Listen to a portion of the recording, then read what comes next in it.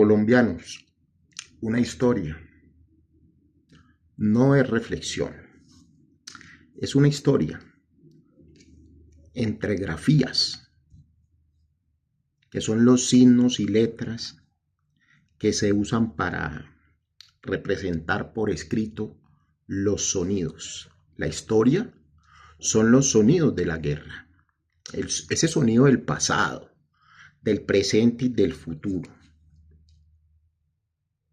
en manos de unos ñoncas, de unos coralibes, de un corroncho y su ignorancia. Esa es la historia de este sonido, ¿no? Y escuchamos al bruto y violento, repito, el sonido, el bruto y violento de Uribe en Blue Radio. Pero mucha gente lo escucha de forma desapercibida.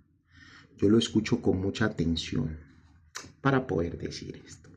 Miren lo que dice el bruto y violento de Uribe en Blue Radio, que así es como comienza esta historia con grafías. Que él saca el ejército más rápido que la reacción que tuvo Iván Duque. O sea, él nos dijo dos cosas en Blue Radio.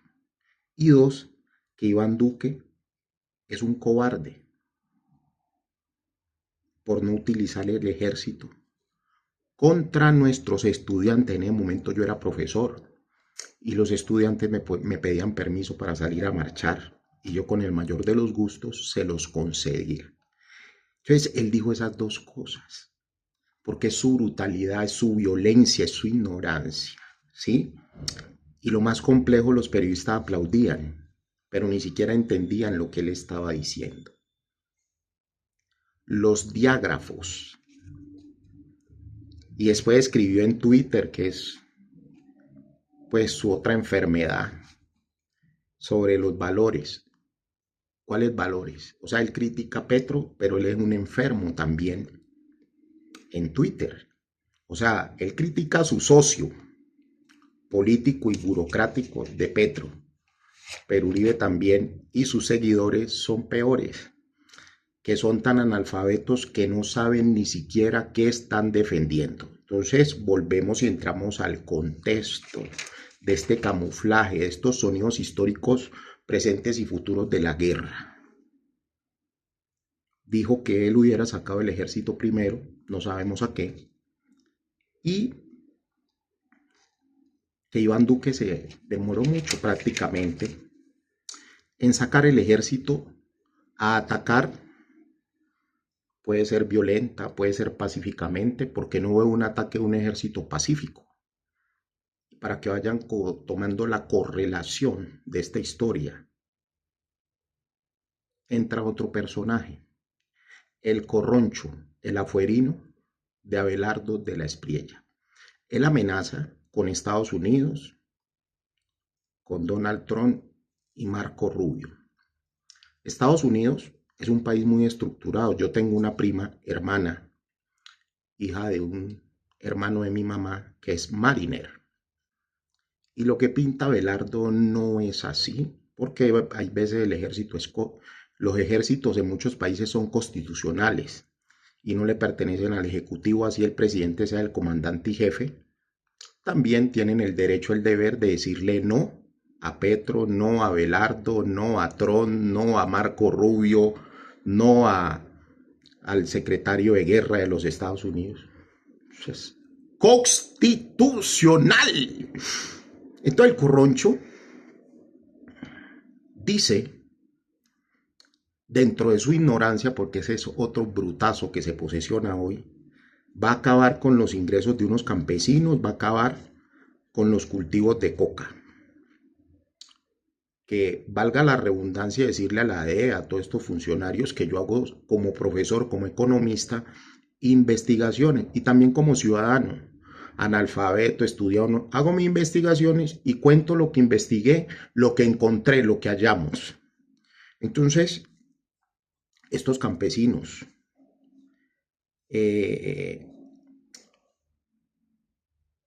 quiere acabar con la hoja, con esos cultivos.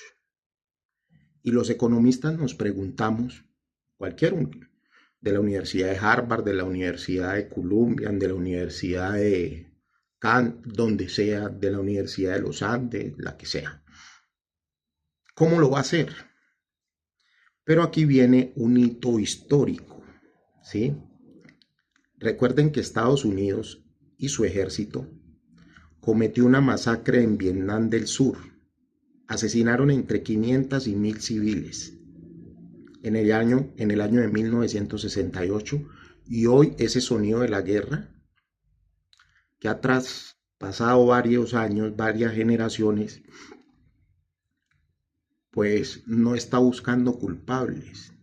Estamos buscando que no vuelva a pasar, que no sucedan estos eventos, porque ellos entrevistan a los soldados, pero ellos dicen que no sabían, que era una orden que les habían dado, y violaban a las mujeres y mataban a niños. O sea, hay muchos soldados que quedaron psicoseados porque mataron a mujeres embarazadas y a niños. Y en la guerra normalmente hay un patrón de conducta o un pacto de no tocar a los niños y mucho menos a una mujer embarazada, pero acá pasó. Y aquí vamos en esta historia. ¿Sí ven lo importante? Entonces nos preguntamos, ¿será que la ignorancia de este corroncho que hoy llega a la presidencia de la República quiere hacer lo mismo, pues en compañía de este otro corrupto y bandido que nombró él como ministro de Justicia, Cancino, que ahí es donde queda la oficina de erradicación? Y ese es el escudo de las Américas que están enarbolando y hacen banderas de los Estados Unidos con países socios. O sea, porque aquí hay un hecho, ¿sí? Están las imágenes, las fotos, los videos, todo. Porque en esos pueblos, en el Cauca, en el Bichada, en el Caquetá, en el Chocó, en el Valle, esos pueblos, el único ingreso económico que tienen es este. Pero usted le puede preguntar esto a un concejal del Centro Democrático, unas personas tan ignorantes y tan violentas. No, jamás. A Rolando de Cambio Radical, que es un manteco corroncho que anda buscando a ver qué le dan o qué parte del presupuesto se la embolsilla. No, ellos no saben de esto, ¿sí? Y miren la preocupación que le salta a uno, pues no como economista y no como ciudadano. Tanto Iván Cancino como el corroncho Abelardo son seguidores fieles del bruto y violento Álvaro Uribe Vélez, que ya se dio cuenta que los ciudadanos no le comen cuento y la justicia tampoco. Entonces sigamos. Y vamos a la Universidad de los Andes, al famoso CECET. Ellos seguirán en sus foros, pero hay un foro muy importante que ojalá alguien lo pueda regalar el video a los medios de comunicación, donde participó la doctora, una experta en el tema de conflictos de International Criminal Group, y habla con vasta información soportada en fuentes de este modelo económico que nadie ha querido entender. Pero lo único que yo tengo claro es que Abelardo hoy, este corronchete, no tiene cómo acabar con esto, porque el pueblo o esos pueblos donde están ubicados defienden sus cultivos. Y no creo que sea la estrategia de Donald Trump, del gobierno de los Estados Unidos, de la DEA, de la CIA, salir a asesinar entre 500 y 1000 personas, 1000 en el Bichada, 1000 en el Cauca o más, 1000 en el Caquetá, 1000 en el Chocó o más, 1000 en el Valle, por acabar con un cultivo de coca, de hoja. Está en la hoja. Pero los economistas nos vamos más allá. ¿Por qué más bien Abelardo, dentro de su ignorancia, su analfabetismo económico, ¿sí?, su falacia, más bien por qué no va y plantea a Estados Unidos en ese escudo de las Américas con el bandido Iván Cancino? ¿Por qué Estados Unidos no empieza a atacar la demanda, o sea, el que compra? Porque ya demostramos por más de 50 años que esto va mutando.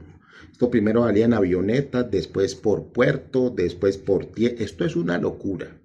Y eso es como los conejitos, eso van procreando. Antes se traía de Bolivia, llegaba a Colombia y salía para Estados Unidos a través de Cuba, de las islas. Porque Marco Rubio y toda esta gente que anda pues con esta euforia, estas guerras, estos sonidos de la guerra, estos sonidos del pasado, presente y futuro de la guerra, por asesinar gente, pues se les olvida que los socios de Pablo Escobar eran cubanoamericanos, gente nacida en Cuba que había salido de la isla y fueron los primeros grandes mafiosos de Miami y de Las Vegas. Y por ahí hay un documental, sería interesante que lo repasaran, porque es que estos campesinos, pues uno hasta disfruta viendo sus videos porque ellos enseñan ahí cómo se siembra la mata, tal, pero aquí vamos. Y entonces en el CC de la Universidad de los Andes se incomodan porque yo digo esto, o porque Juan Camilo Cárdenas ha escrito 1500 artículos indexados a no sé qué revista, porque no sirven para un culo, y en eso se la pasan. Y yo ese foro en el que participé sobre drogas y este conflicto tan brutal, que uno siempre dice, llevamos 50 años de hipocresía, porque esta es la economía, este es el Producto Interno Bruto de la economía colombiana.